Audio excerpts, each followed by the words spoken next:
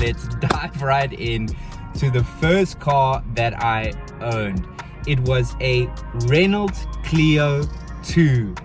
Spec was white and I absolutely loved that car. Still thinking about it now, reminiscing. It's just got such a special place in my heart. The thing I loved the most is I put an insane sound system in that car. I didn't have space in the boot because of the size of the sub. I went to town with research in getting high quality, so the car was just kitted with the best sound system. In terms of things I didn't like about the car, I mean, it was slow would probably be the obvious one. It wasn't a car that could move quickly, but at the same point in time, it was my first car, so it didn't need to be. I'd have fun learning to wheel spin. I'd use the handbrake on like dirt roads to try drift. The amount of fun, memories with friends, family, road trips with that car, just make it insanely special. So the second car that I ever owned was a VW Up, and I again absolutely loved that car. Coming from the Clio that at the time then had a broken window, so I couldn't put it down. It didn't lock, and it made this like rattly sound as if it was trying to every time. So it would have issues with the accelerator in the Clio at like 120 on the highway, then it would just stop and cut out. So coming from that to buying the first car that I actually bought from my personal capacity, I was very fortunate to get the Clio from my parents, and so I was able to put that as a deposit onto the Up.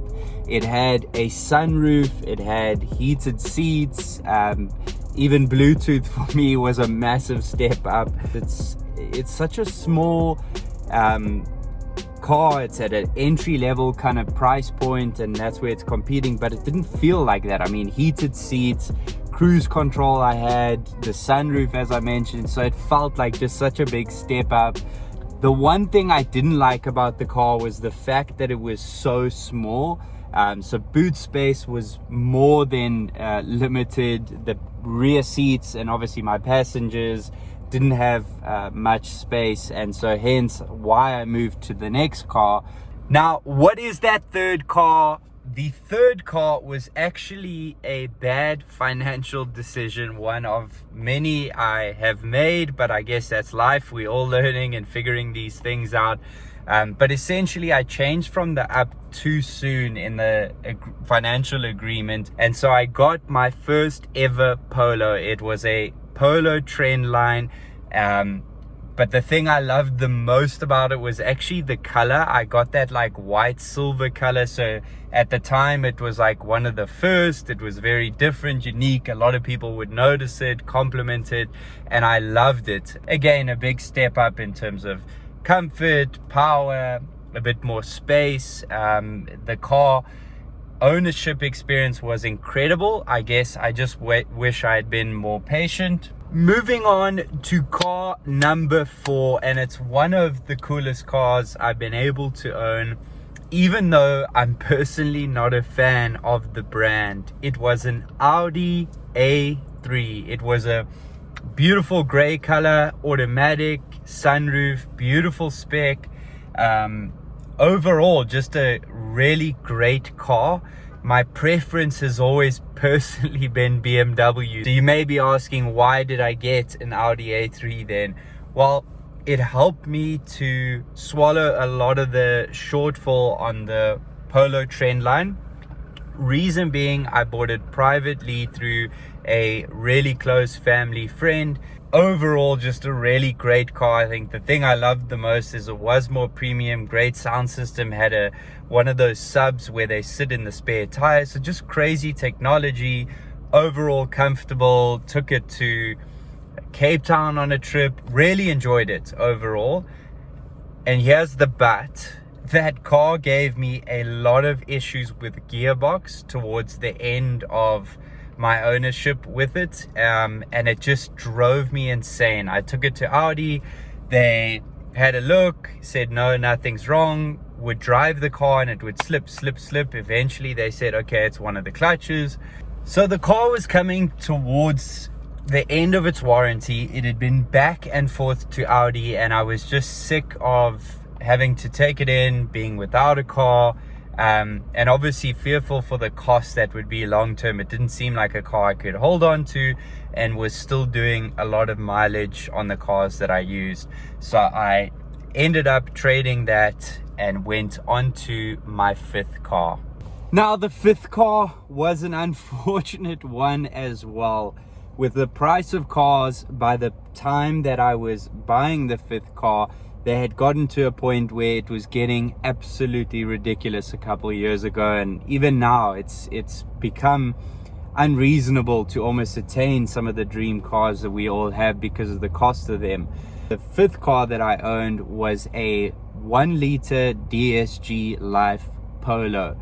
So it was a great car. On collection day I was excited. It was great value for money, comfortable. They come with great sound systems. It had sunroof. It was well spec'd with the IQ lights in front and all of that great stuff.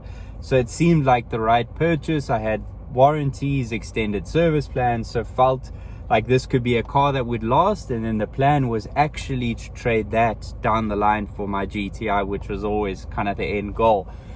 Long story short, that car gave me endless trouble. I've seen a bunch of people post on it, but I had a lot of electronic stuff. I had weird sounds. I had just issues across the car.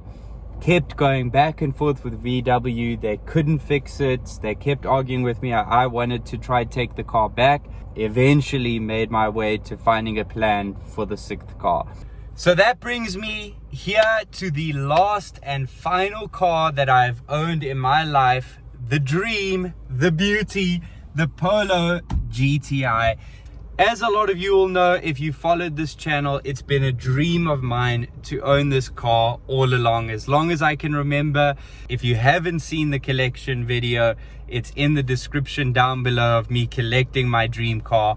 But a day I'll remember for the rest of my life, the day I'll love forever. So here it's fairly simple in terms of things I love. Everything about the car. I love the tartan seats, had to have a sunroof. I love the mags that are spec'd on mine. They're my personal preference. Just everything about this car is everything I could have wanted and more. There's no negative, maybe, except the fact that it does cost a lot of money. And again, down in this description, if you haven't seen the cost of ownership of this car, go and check that out, because it will shock you what I'm paying monthly and over a year for my dream car. Let's get to the part of the video where we rank these 6 cars that I have owned over my life until now. Starting off with number 6, and I know it might frustrate and irritate a bunch of you, but the VW Polo 1-liter Life DSG. This has the worst memories for me. It was the worst ownership experience. It's nothing against the actual car, look, feel, drive. I just want it as low from my memories and on this list as possible.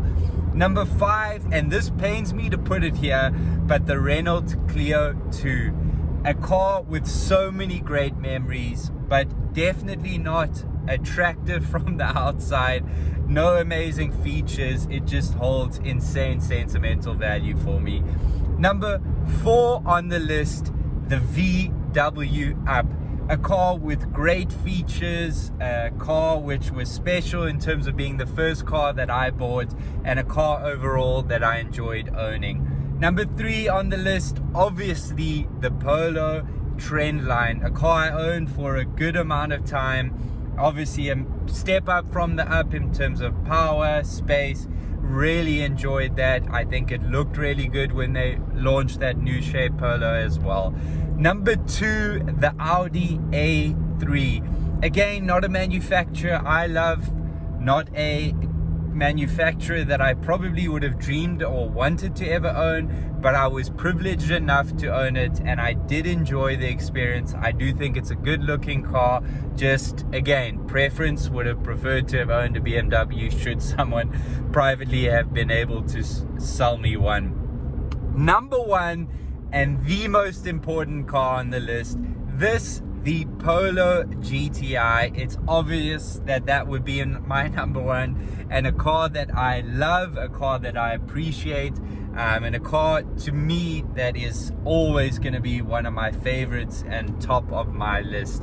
Let me know your thoughts on the cars that I've owned and the way that I've ranked them and the stuff I've said about them, whether you agree or disagree, and would love to hear some of your car journeys down below. Put them in order, put some of the cars that you've loved to own, and let's chat in the comment section down below.